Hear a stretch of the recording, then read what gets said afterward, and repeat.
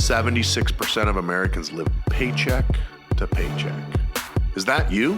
I'm the CEO of 5 different companies. I wasn't born into it. We lived on welfare, but I wanted more. I created this show, The School of Wealth, helping people escape poverty like I did. I want to help you out of that consumer debt, teach you how to increase your credit score, teach you how to make more money at your current job or your current business, and then how to actually create generational wealth without changing your lifestyle. It is going to be a lot of fun. This is not like regular school.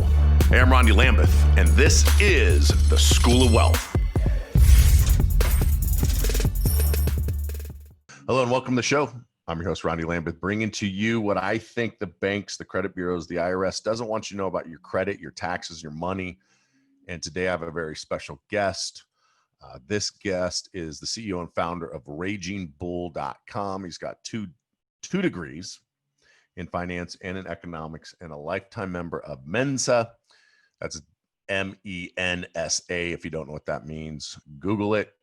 It is the High IQ Society as a hint, but go check that out. But the guest, he's over the last 20 years made multi-million dollars trading stocks, ETFs, and options. He's a renowned, incredible trader with deep insight and pulse on the market. So I'm glad to have today on the show, Jeff Bishop. Jeff, you there? Yes, sir. Good to talk to you today, Ronnie. Yeah. Thanks for being so patient. I know we had a little bit of an issue getting our schedules lined up and then flight schedules. And today the internet, the world's been a crazy place the last couple months. So we just make do with what we can, right? Exactly. So Jeff, you have been 20 years. You have been in the trading business, stocks, ETFs, options. How'd you get involved with that? I just kind of stumbled into it, though I always wanted to be involved in the investing side of things. I remember I first got started in trading towards the middle or end of the original .com bubble back around 1999, 2000. I was in college at the time. I was just starting my undergraduate degree in finance. I was also had a landscape company where I'd do lawn mowing all day and fencing and stuff out in Texas.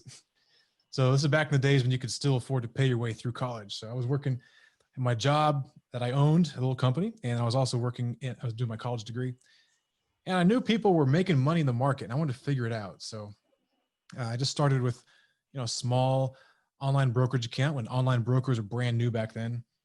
And kind of just got started and started gambling. And I was pretty successful in the first year or so. I mean, everybody was really successful in the first year when the tech bubble was happening. It's like investing the last month or 2 years. Everyone's successful because stocks go up every single day. Yeah. So here we are. It's really how you do over the next decade that determines if you're successful. But I thought I was really good after that first year.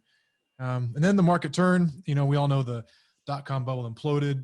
I lost almost all that account and turned out I wasn't such a great stock trader. And I had to get back to work and figure out how to do things. And I really studied and learned as much as I could out there. There wasn't a lot of good education out there at the time. So a lot of it was just, school of hard knocks and trying to figure things out on my own. But around a decade into it, I've really developed a system that was pretty successful. I was becoming consistent with my trading and I was very confident in what I was doing. So that's what eventually became our education company today. Okay, so you have an education company as well. So Raging Bull, it has an education component of it? Yeah, Raging Bull is it's probably the world's fastest growing stock market education company.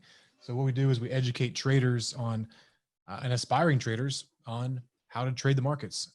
We've got about 10 different professional traders who are trading virtually all day long in the market and different strategies.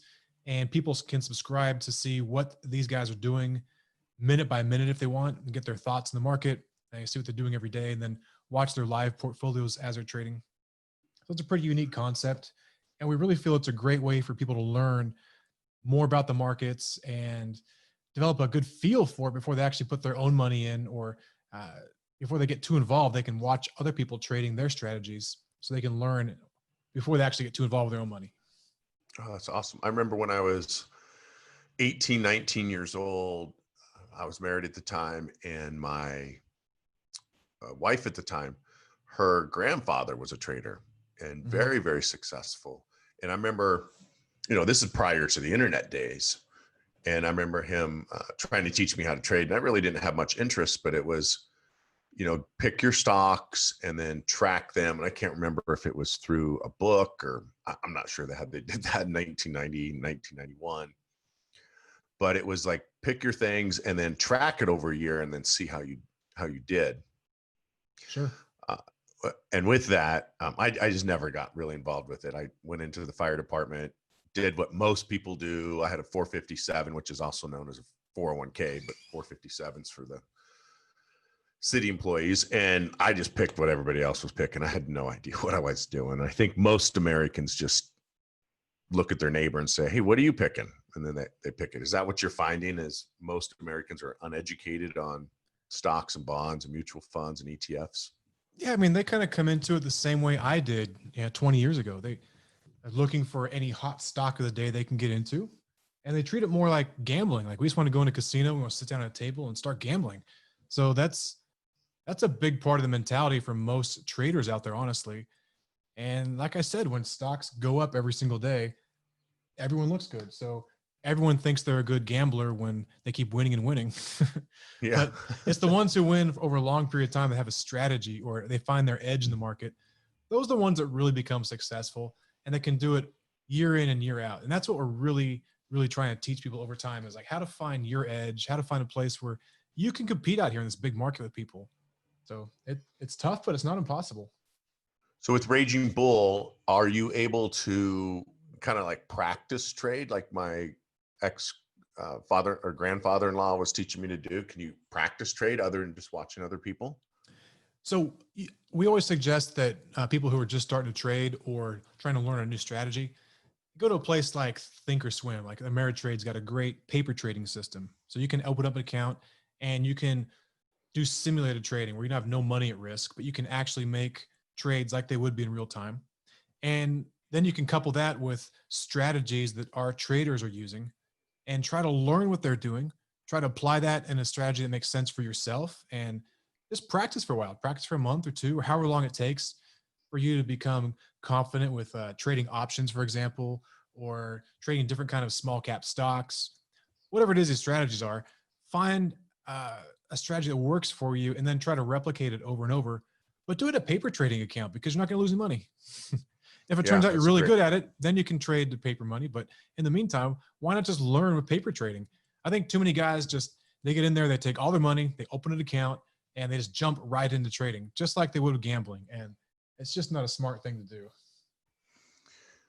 Yeah, I can definitely see people doing that. And I think that was my tendency when I was trading. In fact, I have a E-Trade account, and I had like $10,000, $15,000, and I just went and bought a bunch of ETFs, and I think it's pretty much safe flat. I haven't checked it in quite a while because that was kind of my gambling money. I Mm-hmm. threw it in there, and we'll see what happens with it. But I think a lot of people actually approach their retirement that way, and it's When sad. you know it's But gambling money, that's a difference. If it's gambling yeah, money, go for it. Roll the dice. yeah, That's what it's for.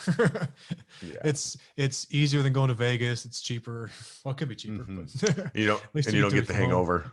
Yeah. Yeah.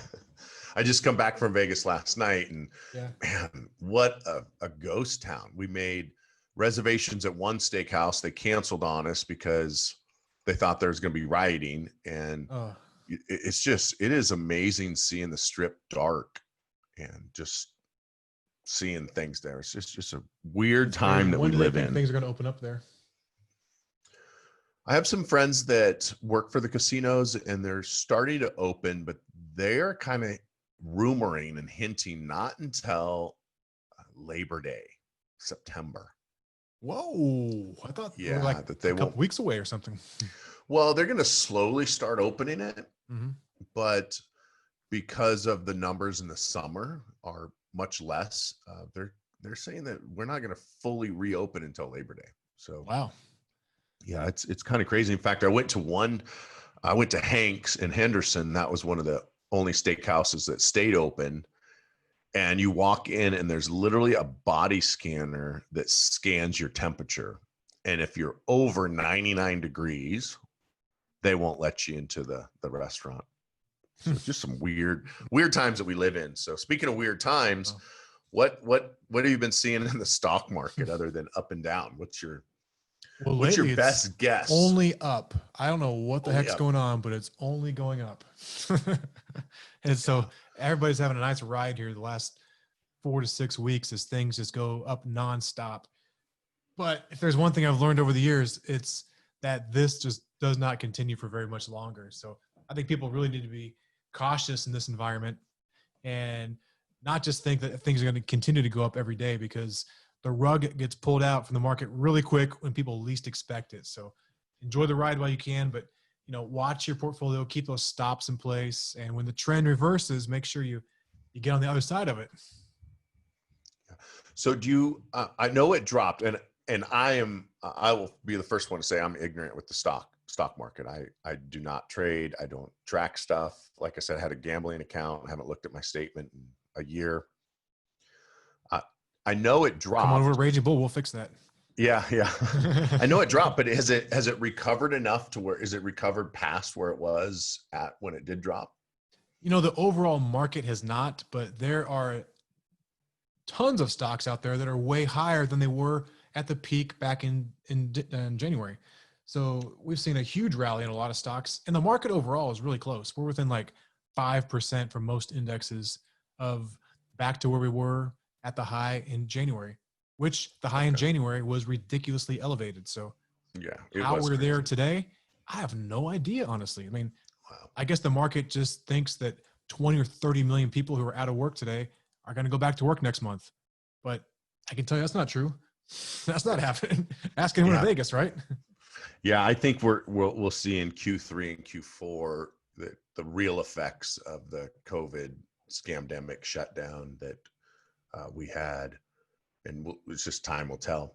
Yeah, the market's kind of rallying off the bottom. They're hoping the worst is over. The worst probably is over as far as the pandemic side, but there's a lot of economic fallout that we still have to deal with. There's tons of unemployment. I feel like there's probably going to be a lot of bankruptcies of companies that we haven't seen yet. There's probably a lot of real estate foreclosures coming up that just haven't caught up. So these things take time to play out. Like you said, probably Q3, Q4, you'll see the real damage behind it. But for now, the market sure is rocking and rolling. Yeah, if you're prepared for that and you can pivot, it's kind of like the book that Harry Dent wrote several years ago called Sell the Lifetime. I think we're headed into what Harry talked about in the book, just not what he said it was going to be from. Who knew this would happen? Are you familiar with that book, Sell the Lifetime, with Harry? I know Harry. I don't know that book, though. Okay. Yeah, basically it was the baby boomers are going to crash the market because of ERISA and have to pull their money out at 70.5 and that whole thing. But very familiar with the term of it, though. Yeah. Yeah. Hasn't happened yet. And I think what we're going to see is, I think you're right. We're going to see a tremendous amount of foreclosures and businesses closing. And what's interesting with it is, like, my niece is here at my house here in Boise, and I asked her this morning, "Are you working?" She goes, "No, I make more money on an unemployment than I do as a bartender." Isn't that funny? And I hear that more and more often nowadays. Yeah, I just don't want to go back to work. Yeah, and so she's not. And it's interesting how many people are in that mentality and in that position where they make more on unemployment. So who knows? The government was very generous right out of the gate as far as subsidies and trying to prop things up.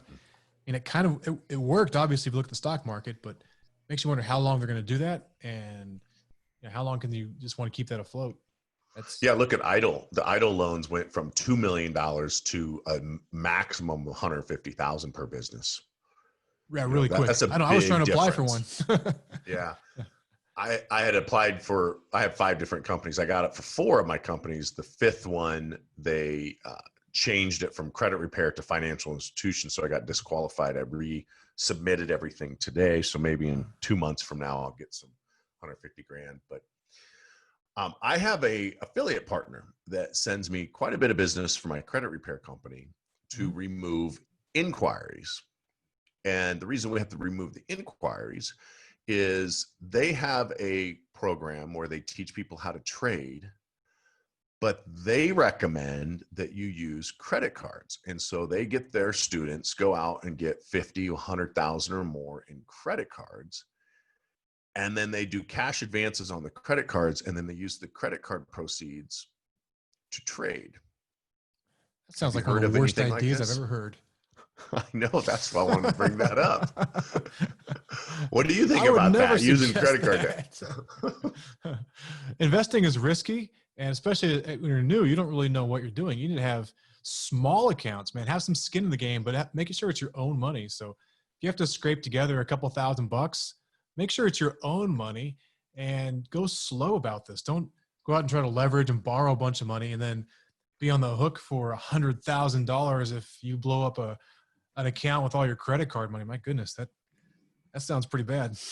I know, I know, and they send them to me to fix their credit so they can get more credit cards, and I always Like a big recommend. competitor of ours, they do like in-person events all across the country, and they'll set up shop in different cities for a weekend and have these workshops. And it starts off, they're free. Then the next weekend is $1,000 if you want more education, and they kind of work you up the ladder to like a $30,000 to $50,000 program.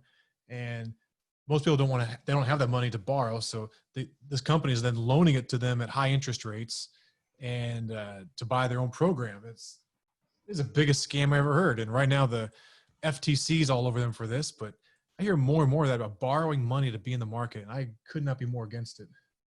Yeah. Have you ever used credit to, expand your business at all? Fortunately, I've been able to grow our business all on a cash basis. I have not had to have credit. We've been cash flow positive from the beginning. It's taken us a lot longer to grow, but we've had a more stable base because we haven't had to take on outside investors, and we've had a business that doesn't have physical inventory that we need to finance. It's very flexible as far as our expenses with our payroll and our the marketing expenses, and the things that we have, our big expense month to month, they're very flexible. So we can kind of ratchet up or down quickly depending how the market's doing and how our business is. And we're just not very capital intensive. So I haven't had to borrow money over the years. I've been able to reinvest proceeds from our business to grow. So we're very fortunate in that aspect. That's something I looked for early on in the business, what I was trying to do. I didn't think it would get to where it is today, but it's been a great ride over the last decade or so. We certainly could have grown much faster if we had taken on credit or investors early on, but there's just much more risk that comes along with that too. So we've been fortunate to get to where we are today without it. Yeah, that's awesome. I know there's different trains of thought. I'm kind of in the middle, conservatively use your credit to expand. Sure. I know I've used credit to expand my business. I think it depends a lot on the business, right? I mean, we just happen to be in an internet business with no inventory. So in that kind of thing, I don't think it makes a lot of sense to try to borrow a lot of money to grow. But some businesses, it really does make sense. You've got to, if you want to get bigger. Yeah. Like one of my first businesses was I was selling used cars. So to buy used cars even cheap cars takes a lot of capital when you're poor. So yeah, you got to borrow money. Yep. Yeah. You're not going to get that just scrapping it together. So I had to borrow money to get that business off the ground. And to really become successful there, you've got to have a big line of credit. You got to borrow $1 million, $2 million or more and continue to do that. So I think some businesses are just built that way. I was always scared of credit, seeing my parents and the pitfalls they had over the years, living paycheck to paycheck and always kind of teetering on bankruptcy. So I was always kind of scared of getting in debt and using credit. Yeah. Do you use credit at all for your personal expenses? I use credit cards all the time, much as I can, just because of the reward program. So I get 2% back on our business and personal credit cards. So that adds up. We probably spend $2 or $3 million a month through our business with the credit card. So that ends up being a lot of money back to us as far as a company. And then personally, honestly, I haven't spent much in the last couple of months since I'm not traveling, but yeah, I know. Right. But usually I'm using that credit card quite a bit. So I'm using it for the points instead of cash, which makes sense for me. And otherwise, I don't really have to use much credit at this point. I've got a reasonable house, so we've paid that off over the years, and I pay cash for our cars. I've got one car on lease, but I use that for a tax advantage, really, just because the government wants to pay for a lease. I'll take it. Yeah, I like the way you said that. The government wants to pay for it, and that's exactly what they're doing. When Why you not? use it for business related purposes, the government pays for it. Yes, Exactly. well, my business definitely requires me to have a nice car. So I've got. Do you ever follow Uncle Dave? You know who I'm talking about? Yeah, I did, especially early on. I really appreciate a lot of his concepts as far as trying to pay things off, trying to live a cash life. Yeah. I think too many people get way in over their head with credit, and they get buried in debt. So Dave kind of, he goes the opposite end of the spectrum, right? Like, I think he goes a little too far on that side. So I could appreciate where you're at, more centered. So you can make arguments on both sides. In reality, it's going to be a mix. So you need to be wise about the credit you use and wise about the debt you take on. Yeah, and I think, what he's doing, he's speaking to credaholics. It's similar to AA. If you can't control your drinking, then you need to stop going to restaurants and bars that serve alcohol. Yeah, that's a great analogy for it, for sure. And that's kind of how I see it. He's got one of the sayings, I've never met a millionaire that did it with credit card points. Well, neither have I. Yeah. Actually, I have. I had him on my show a couple weeks ago, so that's not true. I can say that I have met someone, but it's rare. But I do know lots of millionaires that use credit card points. Me, for example, I take my family on multiple trips a year using my credit card points, and I don't have to pay taxes on it. Credit card points are not taxable, and I think you should use them. And if just an amazing loophole, isn't it? I can't believe it exists still. You're spending $2 to $3 million a year. That could be anywhere, for depending on your card, could be 2 to 4 million points. Right. So speaking of cards, what's your favorite business credit card? I use Capital One for both my personal and my business. They've got, I think it's called Spark. That's the business Spark one. Yeah, 2% we've got cash back one. A 2% cash back on that one. And we've talked him into having an unlimited, well, not unlimited. We now have a $1 million credit limit there. So we go through this all the time, but it's great. We get 2% back. So if we're spending $2 million a month or so, we're getting $50,000 plus back a month in actual cash, right? So that's great. And same my personal card too. Yeah, and tax-free cash. So that's awesome. Yeah, it's incredible. Very cool. So what kind of tips can you give my listeners on trading? You kind of covered a little bit earlier, get a small account, the paper trading account that you talked about.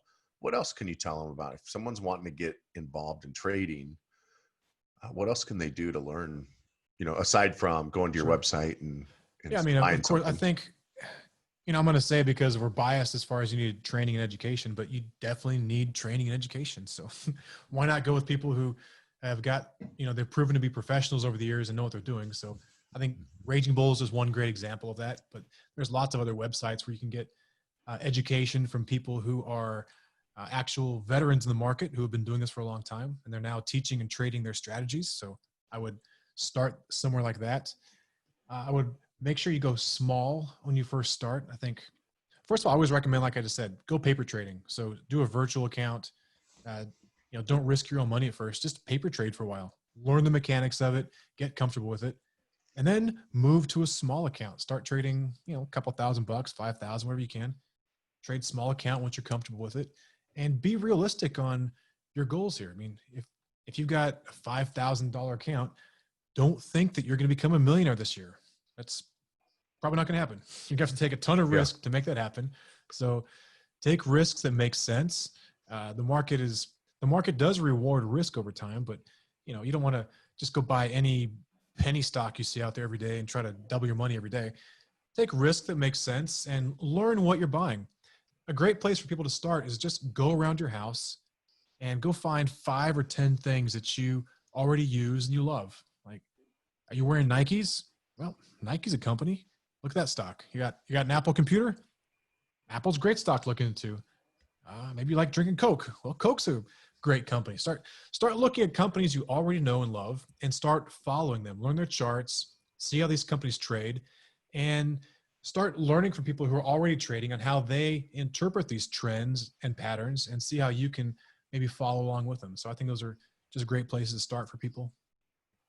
I like that. That's one of the things that I did with all my ETFs is every ETF that I own and stock that I own is 100% companies that I use: Apple, Amazon, Starbucks, Mm-hmm. companies that I support, because I feel like, well, I'm going to those companies anyway. And it's kind of my company because I technically own a piece of Starbucks, a piece of Sure. Amazon, a piece of Apple.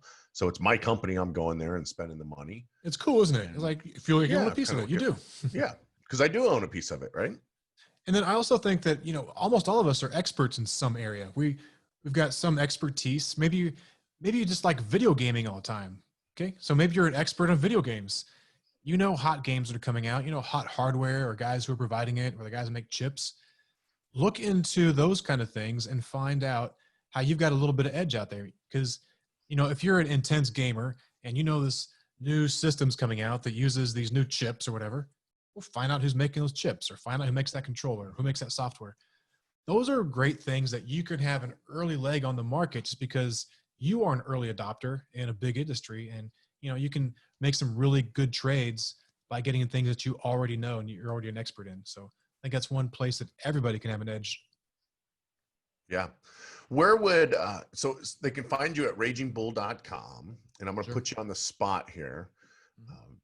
Do you have some type of discount or free trial period with your service you could offer any of the listeners if I put it in the show notes? Yeah. On Raging Bull, we've got, if you go there, you'll see, discounted products. We have a lot of like entry level kind of things on the ragingbull.com, the website. We've also got free things. If you want, if I can get you a link, I'll get you a link to an actual book that I've got called the Trader's Black Book, which is, it's like 100-page book that I put together with some of my best trading tips and strategies from over the years. So it's a physical book, or you can download it for free right now if you want. I'll give you a link to that, and that's a great resource for anyone just to take right now and just kind of see more about the market and how I trade. And, I think it's a great place for people to start. It's a book I wish I had 20 years ago. Thank you. Thank you very much. Yeah, just email that over to me and we'll get Yeah. that definitely put in the show notes. So if you're listening now, it'll be in the show notes. So click on that and download you call it the Black Book of Trading. Is that what it's called? Trader's Black Book? The Trader's Black Book. Yep. Trader's Black Book. It's an by actual Jeff. little Awesome. black book. And if you want, all you got to do is pay shipping and handling, and I'll send you a copy of it. And if you want to download it for free, you can get it right now. So either way, it's just a great resource I put together. And if anybody wants it, they can get their hands on it for free. So just something I always like to have out there for new traders or guys looking for some new strategies in the market. Awesome. And if they want to find you on social media, where would they find you?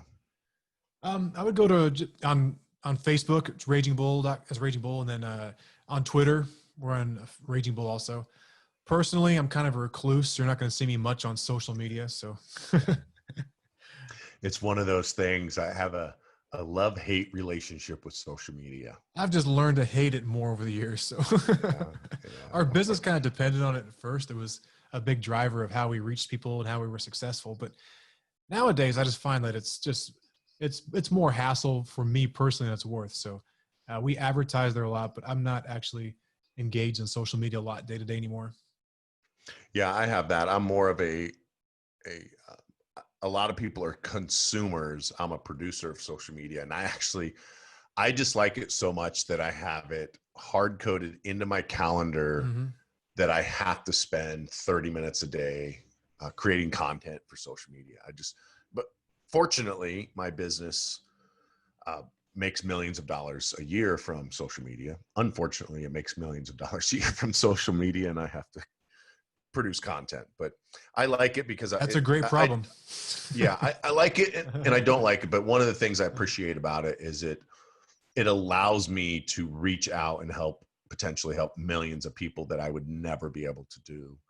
Exactly. So it's kind of like I love the same thing about our business. I just love it. We reach people all over the world that we would be able to do 20 years ago when I first got started. So if we were physically located somewhere, we just would have no way to have the kind of scale and reach that we do now. So social media and the internet in general, just such great ways to grow a business in reach new people out there. It's amazing.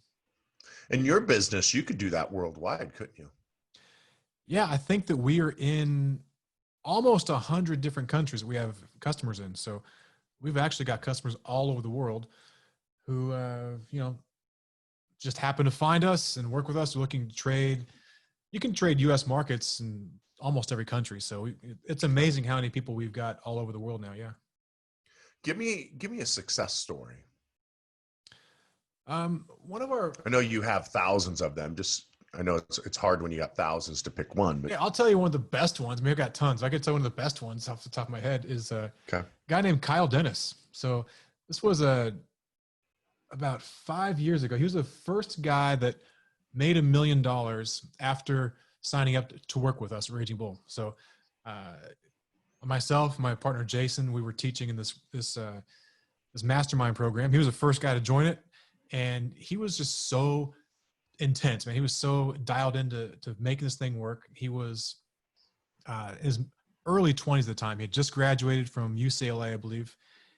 He had like $50,000 in debt at least, and he's working some crummy job, like $30,000-$40,000 a year he hated right out of college. And when he came to us, the trading wasn't going so well. After that, I think he made well over $100,000 in his first year or so. I think the second year he made over $800,000 trading. He left his job, and he's now gone on to make over $7 million in 5 years of trading. So the guy is just a machine. He's found a repeatable process and just does it over and over and over. So that's one of the biggest success stories of anyone. If there's an inspiration for any of us, it's a guy like Kyle who can just go in, figure something out in the market, take some simple strategies and just apply them and stick with discipline and stick to things that he knows that works and do them over and over and over. And it's just amazing what you can do that way. That is so cool. Thanks for sharing that. Guy's not even 30 years old. He's made over $7 million trading. It's incredible. Yeah, that is awesome. He's one of our top educators now too, of course. People want to learn from him all the time. Yeah, hopefully he's pulling some chips off the table. And what I mean by that is he's taking out his profits. Well, yeah, it's not like he hasn't traded with a $7 million account. He trades with like 200,000 now. So, he's banked all his money. He's just trading this $200,000 account all the time. And he makes 50,000, he pulls it out, keeps trading. So it just goes over and over and over. That's so cool. Awesome. Jeff, it has been great having you on the show today. I know you're super busy, so I'm not going to take up much more of your time. Thank you so much.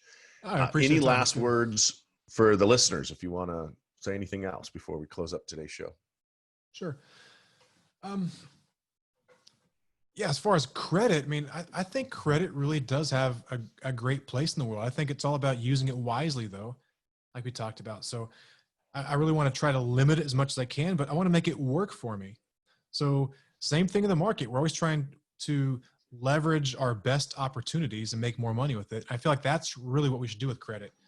So when we have a good opportunity that has a great upside potential, that's something that I want to use credit for. I want to leverage to the upside, but something like buying a car, something I know is going to be a depreciating asset, I certainly don't want to leverage and use money on that. So maybe our house, I've got a house I want to buy that I'm pretty sure is going to make money over the years. That's a good opportunity, or a new business opportunity I think I need money for that's going to make me more money. But I certainly don't want to invest in assets that are going to depreciate. So use leverage, use credit wisely, but avoid it as much as you can. I think those are just great things to keep in mind over time. Yeah, I appreciate that. I want to bring up something since you brought up the car. And I talk about this a lot on other shows and social media videos and YouTube included. And that is, when you purchase a car at a dealership, you should always finance the car, Jeff. And the reason why you should always finance with the dealership is they get significant commissions to finance that car. In fact, many times they make more money on the financing commissions than they do on the actual sell of the car. Mm-hmm. And you're right. I used to be a car salesman, and I always found that odd that my managers say, all right, we're basically going to give this car away, but they've got to finance with us. I was like, what? So as a salesman, I'm like losing my commission on this, but they're like, no, we'll make it up to you. Yeah. They said, we'll pay an extra $500 or an extra $1,000, but they've got to finance it. Well, it Yep. wasn't until later in life I realized just how much money they make financing the vehicles, for sure. Yeah. It is a tremendous amount. And so I always recommend that you finance with the dealership. You generally got to keep it for 6 months. And then if the interest rate is crazy and you don't want to do it, then refinance it. But here's what I recommend is if you're going to purchase a car, you should have enough cash to purchase that car in cash. But instead of using the cash, keep that in an interest-bearing account for now, short term. Finance the car. And let's say you finance $50,000. The first month that you get your payment, pay it down to $49,500. So write a check for $49,500, remaining $500 on the account, on the loan, and then pay $1 to $2 a month for the remaining 6 years, 7 years, whatever you finance it. And what that does is it gives you the huge discount up front for purchasing it through the dealership and financing it. So you can buy it cheaper if you finance it. But then you don't pay interest. You're paying interest on a couple $100. Exactly. But you're building your credit score, making it a thick credit file. And as a car salesman, you saw those thin credit files, right? When people would come in and they got nothing. Sure. And if they follow someone's advice that says, cut up your credit cards, pay cash for everything, they'll have a thin file, which means they're going to pay more for gas, groceries, car insurance, and everything else later because they don't qualify for those Capital One cards. So they're not getting the 2% cash back because they got poor credit because they paid cash. So I always recommend, if you're listening, always finance with the dealership, pay that loan down as fast as possible, keep it as open as long as possible, and set it up on autopilot so you're paying $1 to $2 a month.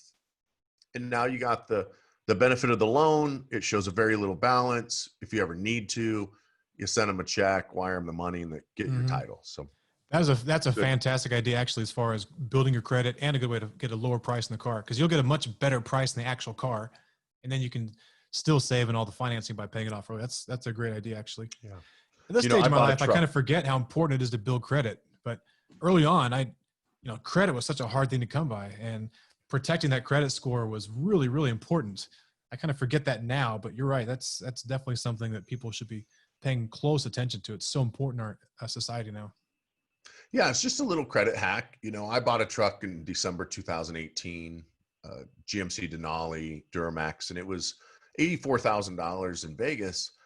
I bought a Allegiant plane ticket for $70-$80, flew to Boise.